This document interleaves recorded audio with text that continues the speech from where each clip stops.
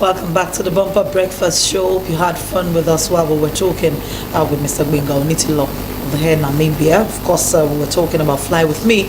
And we told you that on this side of the divide, we will be discussing something pertaining to education. Education, particularly, we're looking to review the Nigerian curriculum, trying to, find out what can be done to better that sector. Apart from the infrastructure, is something wrong with the Nigerian curriculum?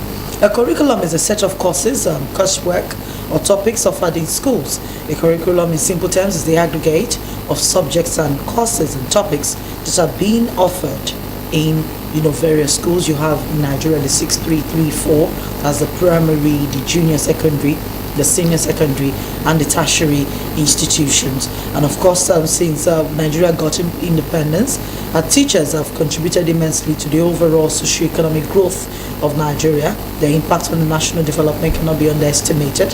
And of course, all of that and the policy and curriculum has been translated and as well implemented in the interest of the nation's education system. But that's as far as it is. Teachers' education then form the basis of the sound and proper implementation of school curriculum in Nigeria. But now people are talking, how effective is the teachers' education? How prepared are teachers to pass knowledge down to the next generation of pupils and students, regardless of where they are? This morning, we will be reviewing the Nigerian curriculum, as I said earlier, and of course I have with us in the studio an educationist. I've spoken with him quite a number of times. I know he's quite versed in this particular area. We have Dr. Chidi Ulelu. Thank you. Dr. Chidi, good morning. Thanks for coming on the show. Thank you very much for having me. And you're meeting Bolaji for the first time. Yes. Bolaji, this is Dr. Chidi Ulelu. Good morning, Dr. Chidi. Thank you, Bolaji. All right, let's have it. Let's look at the effectiveness of the teachers' curriculum. Now, the teachers are the ones to teach the pupils themselves. How effective is the curriculum of the teachers or what they are being taught in their various schools? Okay. The curriculum essentially is the software, and the teachers are the people that are supposed to implement or drive this software. It has not been very effective, not because the letter has not been properly written, not because the curriculum has not been effectively and properly reviewed. We got this thing pre-1960, did something that was very, very fine in 2018, rebranded, refined in 2014, Right. designed to prepare children for the future. But there are three problems. One is the teacher issue. Most of the teachers are not educated in the processes that they are trying to impart. That's the truth. That is the truth. Many of the teachers, we are talking about entrepreneurial development. We are talking about preparing children for the future. Right. We are talking about three major sectors that Nigeria actually needs: the social integration sector, the agricultural sector, and then the IT, the technology sector. Okay. How many of these teachers are so enabled? Okay. This first problem leads to the second one. Right. Some of them that end up getting enlightened, the space where they're operating can no longer contain them. You get the knowledge, and then somebody is sitting you down somewhere, paying you 30,000 naira, and then 22,000 net after removing the tax and everything. And you have knowledge that can create wealth and make things better. So most of those that acquire the knowledge in the system, they leave. Okay. That's the second issue. The teachers are not, well, the ones that have been trained already, when they get empowered with the knowledge, they move. And then the third one is what ends up getting to those children does not prepare them for the tertiary institutions. Right. So you have it there, that JAM, 50% did not do well. The other 50, maybe 25 of them are NG. When they now get to the post-JAM, the real story shows. So the foundations. The foundation of our educational sector, you mean? Very, very poor. All right, let's go back to the issue of the teachers. The teachers are the ones who are meant to pass knowledge. And the value system, that's where it starts from. When you talk about RNG, the teachers are mostly responsible for that. Not all teachers, but some teachers can be held responsible for that. I came across a story where the pupils said, the students said, it was a secondary school and they were writing WAEC. And the lady said, you know what? This thing was, our teacher was writing it on the board and we were copying. That was how we passed the exam. Because I couldn't reconcile how that particular pupil who could not construct 3 sentences correctly in English could have a C5 in English, could pass English. It was a challenge for me. And after talking and gradually trying to investigate what happened, I said, no, the teachers write them on the board and we copy. And that's how we pass. But still, I mean, when we have teachers writing it on the board, we still have some students who know these things. Of course. One, I don't think we'll actually blame the teachers 100% because our parents sometimes make us have these morals that, you can do it. So you will see some students who have the morals of you can do it. And some of them even come from some Christian backgrounds or, religious backgrounds where they say, the teacher is writing it on the board. I'm sorry, I am not going to write what you're writing. No, they don't. They don't actually put those kind of students in that class. What happens is they have a special classroom for their special students, the students where they who are paid and who are interested. That's what they do. Yes, they don't expose it to everybody, because if they expose it to someone like you, you're definitely going to make it public. I mean, some students will make it public and take it to the nearest. You see how the truth we have told now have brought out all the stakeholders in the system. Right. It's a systemic thing. The teacher is culprit, the parents complicit, then the society, which is why I would want to not just to talk about the curriculum, but the drivers of the system. Right.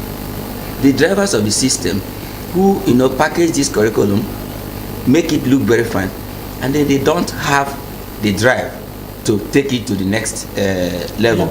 If that teacher knew that action can get punished when he's arrested, but he knows that the worst is take him to a police station and he settles. Other cases are settled in Nigeria. Right. So he will say, is it not an educational this thing? But move a little bit further. Move a little bit further. And you get to where you have a little bit of idea of my background. I want to compare in Asia, Singapore to be exact.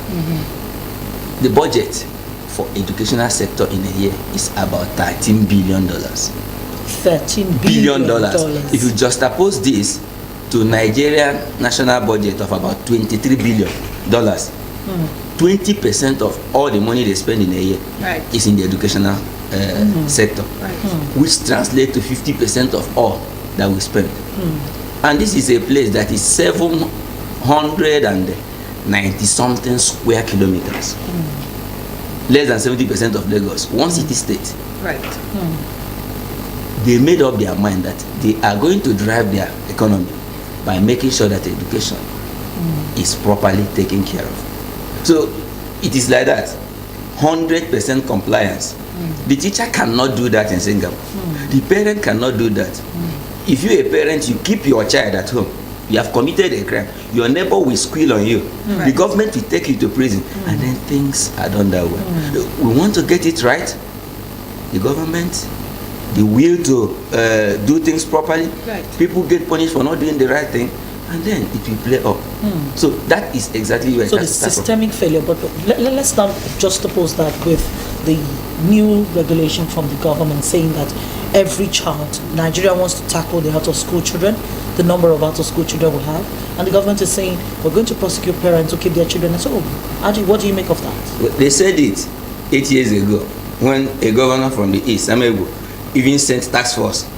If you are from his state and you are hawking, they will arrest you in Lagos and drag you back home. But it has become a refrain. The people that are in government, they make everybody know it is the truth. The largest out-of-school children, that 14 million in the whole world, is highest in Nigeria. So it's like a signboard. People that are in government are saying, oh, the highest out-of-school children in Nigeria, in the world, is Nigeria. The ones that want to take them out of government are also saying. So everybody sings with it, but nobody wants to do anything about it. That law, that edict has come out. But how many people since then has been prosecuted? We have 72.8% compliance. South Africa has 99%. So that remaining 30 something percent, are we not the ones that know these parents?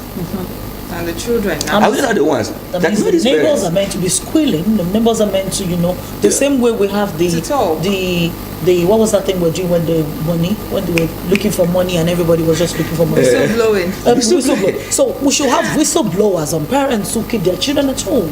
But let's look at the Northeast, where people actually keep their children at home for a possible reason of Boko Haram don't want the children to go to school and all that, saying that education is around.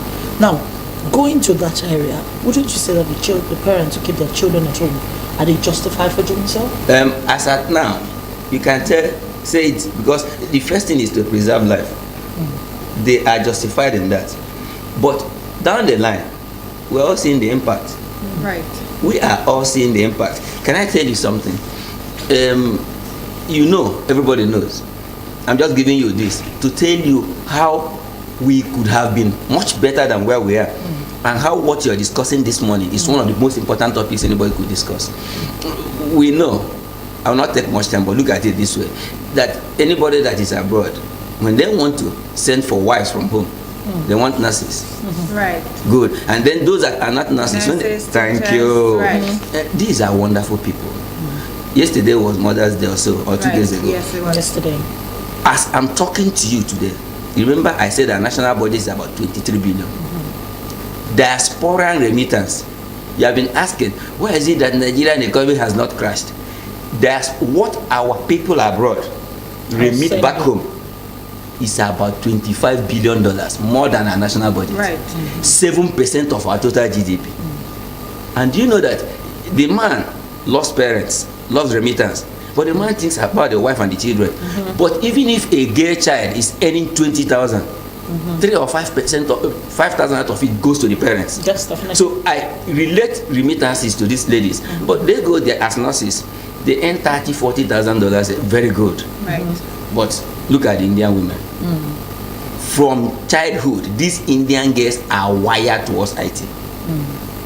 So they go to the same places. The Nigerian women do, the nurse is okay. But these Indian women handle the IT jobs and earn $180,000, $200,000. Dollars. Way bigger. Good. And now look at remittances. 512 billion a year. Indian 512 billion globally. India gets between 80 and 90 billion of these remittances back home because children were trained from when they were little. So do you understand how important it could be? So those people that are keeping their children at home, they're keeping their children at home and they're keeping the future. This could have, this is why you see today, upon the fact that things are so, diaspora remittances alone can drive Nigeria. Right. And if we train these children very well, in the right sector, thank you, they go out there. See my emphasis initially: social integration, agriculture, and then technology. I'll tell you why. Social integration. Train them in social integration. Allow me to still refer you back again to Singapore.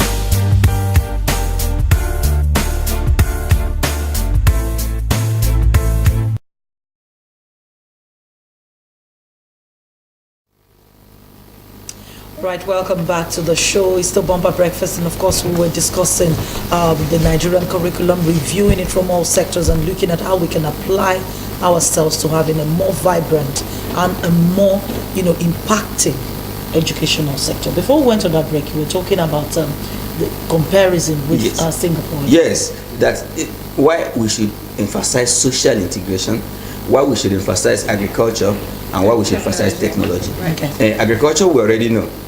We do not see, even in the far future, an eba, amala. So people will always need to eat. And it is the highest form of emasculation that we depend on others. to give us the rice we eat, to give us the food we are still importing up till now. So we keep that aside. Social integration. When you teach children, I was telling you, the Malayans, the Mandarin, the Chinese, and the Tamil, the locals, from day one, they would have had the type of problem we have now. Right. If not that, from secondary, primary, kindergarten, those three languages are subnational languages. English and them. So you don't feel that Tomisi is saying something with Bolaji that I cannot understand. Right. All of us know one another. It follows up. For every aggregate 6 constituency that somebody wants to contest, on every poster, you know it in primary school, there are 3 faces. Right. There's an Igbo man, there's a Hausa man, so an angel from Yoruba will be brought down by a bad Igbo man. So 3 of you must align yourself together. You represent yourself on one seat in the legislature, and you know that from primary school. Social integration, even personal protection. Yeah. The sex education that people wait until they are 18 years old before they start talking.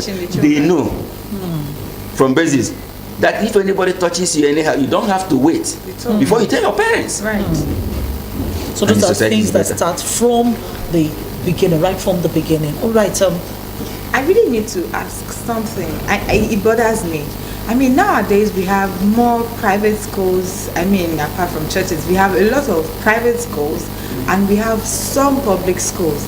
And I would really want to say that the government is actually doing quite a lot for the government schools. Why is it that parents now prefer to take their children to private schools as opposed to the public schools? Because, I mean, the children from public schools actually excel. When you see them go for competitions, they win. Regardless of the fact that, you know, you would want to say that they don't have some things, they don't learn some things, but they win. So what's the argument now? Private school, public schools? 2 things. State of the mind. Right. As always, the human being has an ego principle, and they want to belong. We need to let them have that as a very important form of education also. That it doesn't really have to be. But when you look at the statistics, look at the teacher encouragement, right, look at the motivation, private school people are more motivated and they give more. Right. You understand? Right. Than those that are in the public schools. And the children come, and then it is just a little example. Casey, Queen's College. You go to the history of Nigeria since 1958. Right. They're always the ones that are ruling. Thank God there's something new now, the Covenant University. Go back 4 or 5 years and see what is going to happen in the next 2 or 3 years. If an opportunity comes out in the back, the people in the WhatsApp group knows first. Yeah, right. Yeah. So you know what I'm talking about Right. now. So that's what normally happens, and that's what will keep happening, unless by deliberate policy, the public school system is made to be the way it was before. The unity schools, where the private school will be there, parents will be struggling to put their children in government schools. In government schools. Those Those were the best schools when I was growing up. They even really were still the best are. schools. I mean, they even still are. But sometimes I get to wonder when you go to a public school. I mean, when I was in the university, we used to say that, you know, if you take me, who is a second class or past student of a public university or a federal or state university, and you compare me with someone from a private university, I'll beat them flat. I mean, hands down. And that's actually still true till date. But I mean, I think totally we need to change the mindset. I absolutely disagree with you. Well, I think it's true. I think in some sectors. sectors, in some areas, I think that is true. Maybe when you talk about the humanities, maybe when you talk a little bit about the commercial, the social sciences, but when it comes to the science and the technology, so what do you think? Science and technology. We don't do well. What I think is that informal and traditional education, right, they can excel.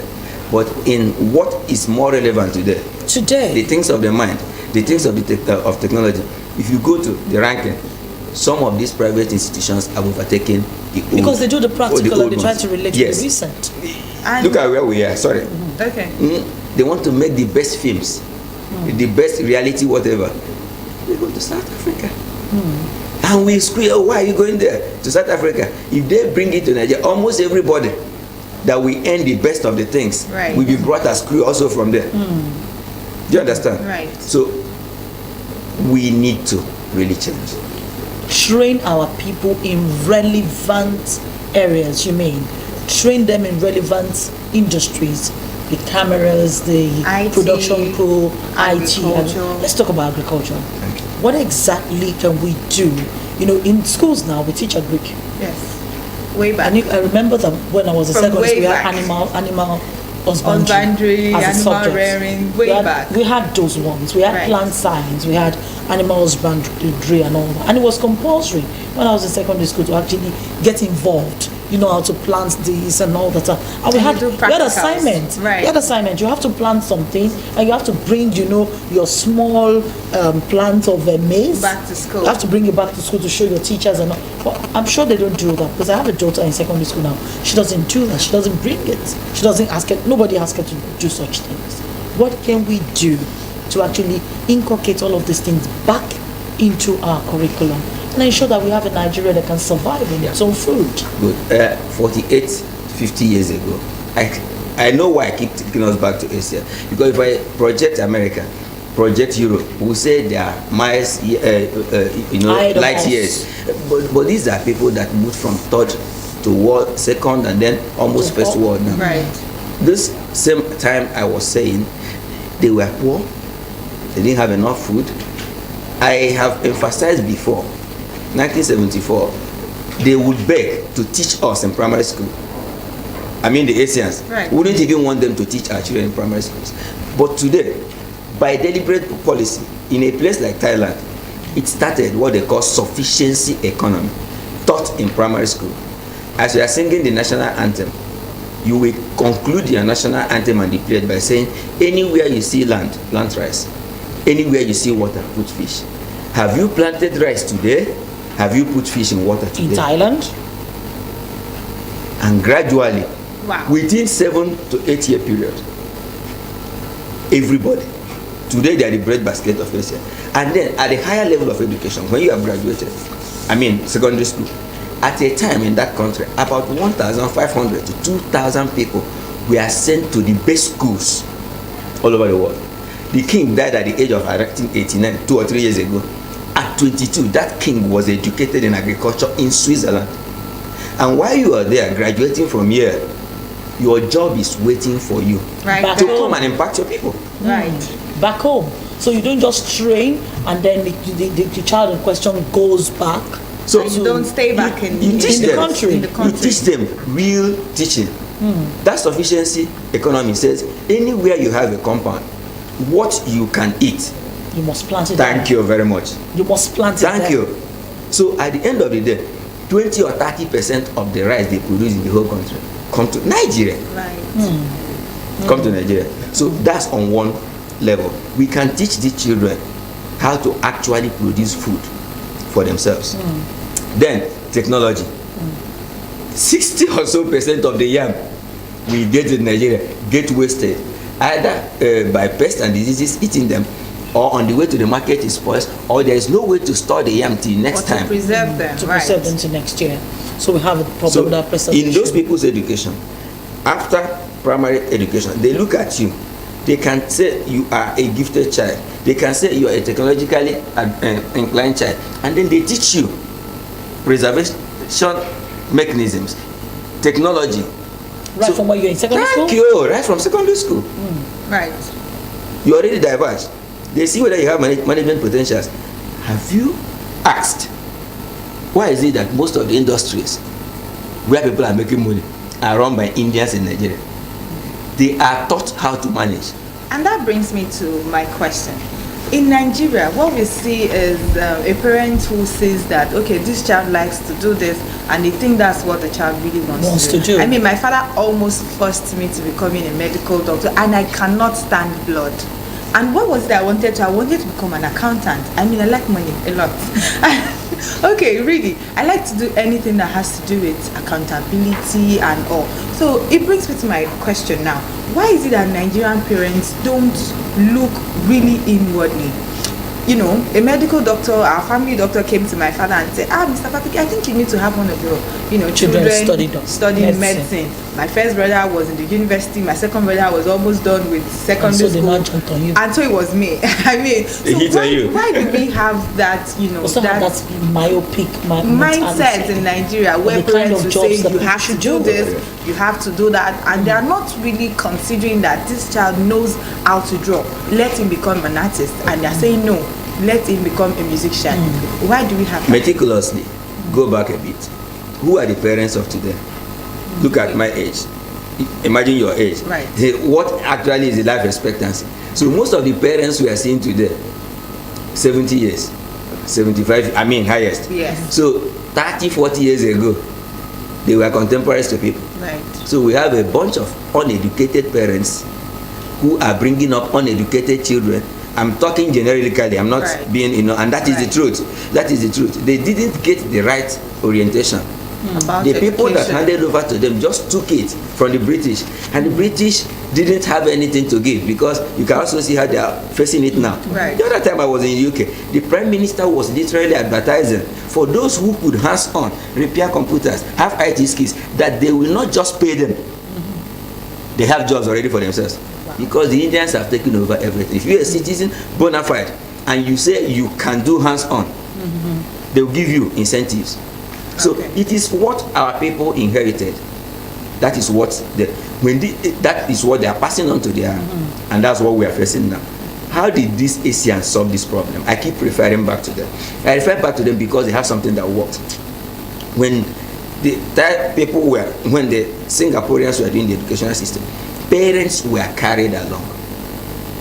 Parents were educated. Manners, attitude, interaction. Right. Funny, there are some funny aspects. You know, they build a new block of where people have to go and live. The woman said, I will not enter into this new house you have built unless you make a room for my pigs. They had to educate them that where you are going, you can actually eat pork without being the farmer for it. I mean, that's how ridiculous it was.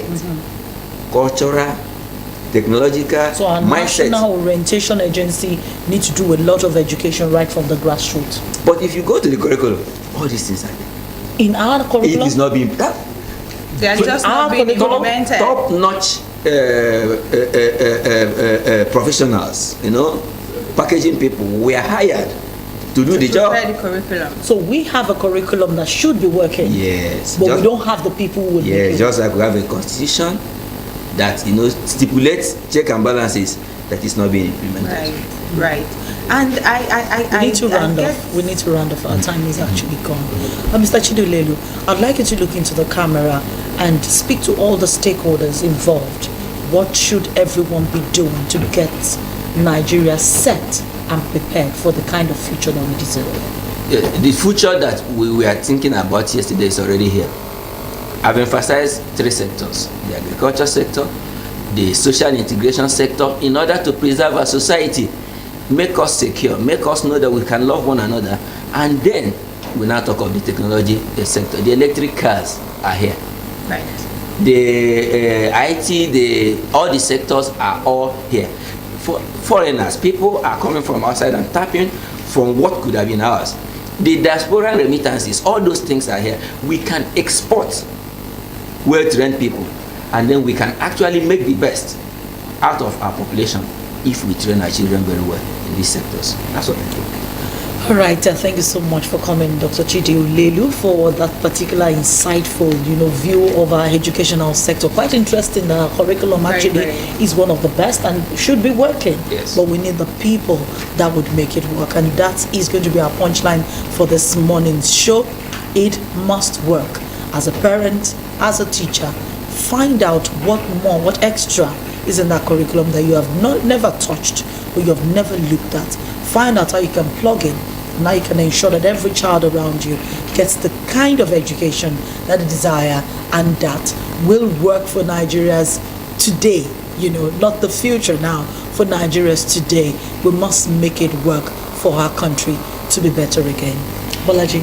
And I really want to say that people who think, traveling abroad to study and staying there is good for them, we need to start looking back. We need to start thinking of how to come back home and get Nigeria working. And we need more teachers now. Thank you so much, and that's it on the Bumper Breakfast this morning. All right, so that's the much we'll take on the Bumper Breakfast. Join us again tomorrow, 8 o'clock, bright and early. It's the Bumper Breakfast Show, and we'll have so much in store for you tomorrow. Do have a pleasant